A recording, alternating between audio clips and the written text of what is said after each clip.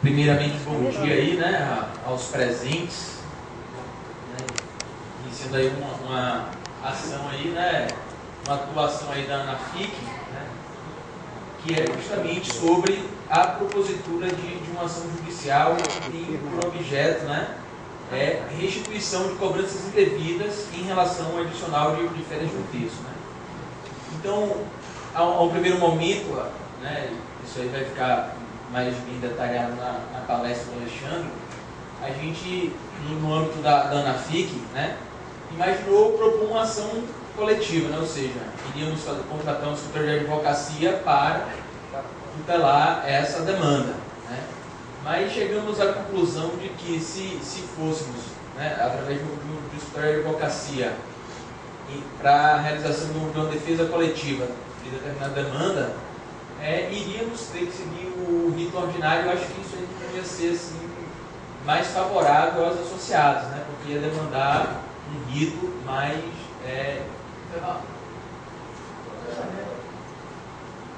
ia demorar mais tempo para a composição da lide, ok?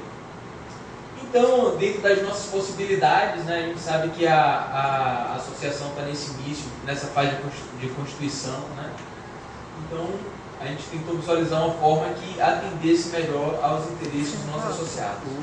Então, é justamente sobre de que forma se fará esse atendimento que se convocou essa palestra hoje, né, aberta a todas as pessoas, todos que têm interesse, né. Posteriormente, vai haver uma divulgação também do material, né, no próprio site da ANAFIC. Okay? Então, vamos dar início aí, né, ao trabalho.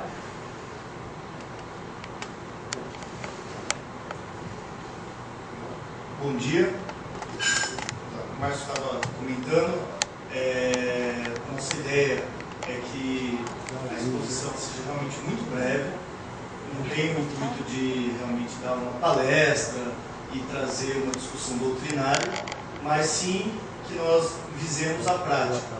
Como propor essa ação, quais são os cuidados necessários. Temos um colega que já ingressou com essa ação, já tem o trâmite da ação dela, né?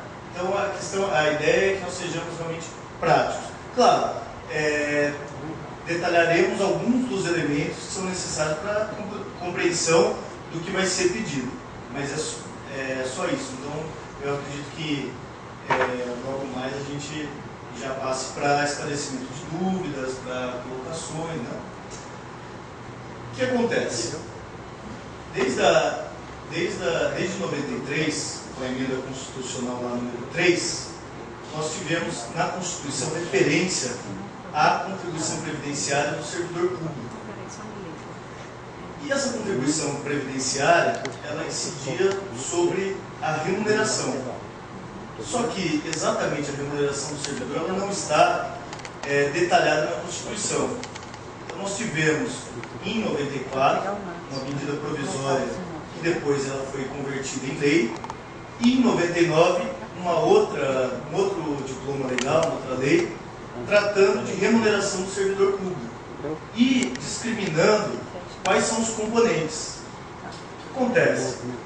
Na primeira dessas leis, foi muito claro, foi explícito que o adicional de férias ele não estava incluído na remuneração. Ao passo que na segunda dessas leis, lá de 99, e eu não estou citando os números das leis, nem trazendo para vocês, mas isso vai ser disponibilizado no arquivo de hoje à tarde. Hoje à tarde já vai estar lá no nosso site. A segunda lei não fez referência ao adicional de férias, certo? Então, a jurisprudência aí, o judiciário, ele ficou alguns anos vacilando, titubeando, por decidir qual seria a natureza do adicional de férias. Se ele teria natureza remuneratória ou natureza indenizatória. Que isso, talvez quem não esteja acostumado, né, com o direito do trabalho, mesmo com o direito, talvez não tenha muita dimensão do que representa isso. Mas é uma diferença crucial para saber qual vai ser a incidência de tributos, contribuições, né, impostos, tributos em geral, falando. Então, a gente define se tem caráter remuneratório ou caráter indenizatório. E de início, até o STJ era dito que a contribuição previdenciária sobre o adicional de férias tinha natureza remuneratória.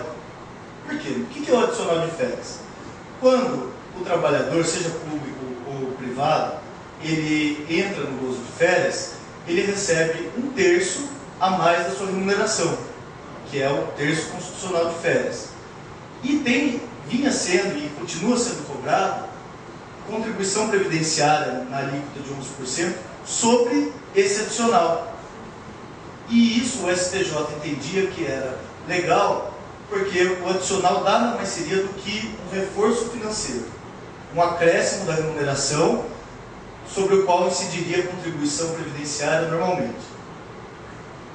Ocorre que, desde 2005, foi incluída na redação do artigo 40 que o regime do servidor público ele tem caráter sim, solidário, mas ele tem caráter contributivo.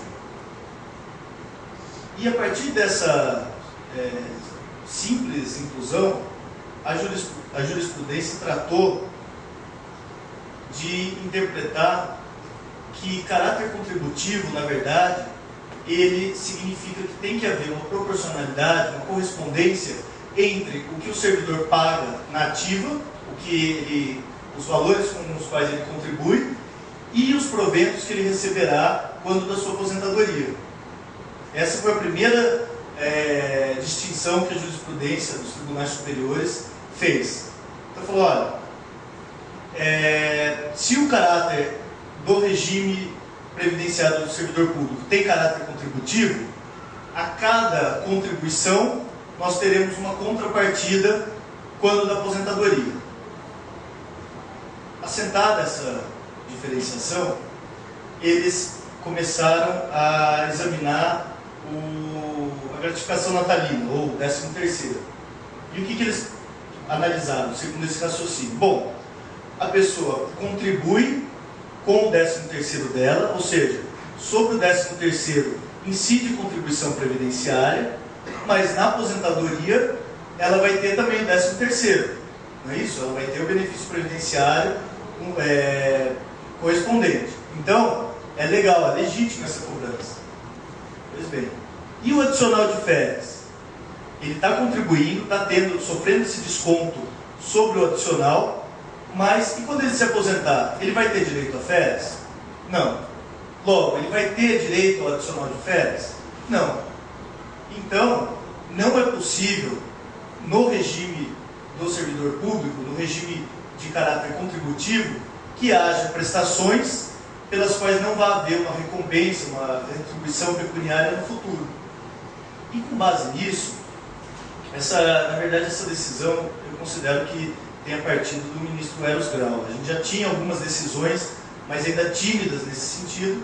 Em 2006, o ministro Eros Grau, ele num agravo regimental lá, ele deixou isso de forma muito clara. E a partir de então, todos os ministros, ou a grande maioria dos ministros do STF, tem julgado nesse sentido. Então, não é tanto a questão de não haver uma previsão ou uma identificação se a natureza é indenizatória ou remuneratória. A jurisprudência deixou um pouco essa questão de lado, porque o STJ e o STF ainda têm divergência quanto à natureza do adicional, mas os dois tribunais, eles são quase que unânimes em dizer que, se não vai haver uma retribuição no futuro, não pode haver a cobrança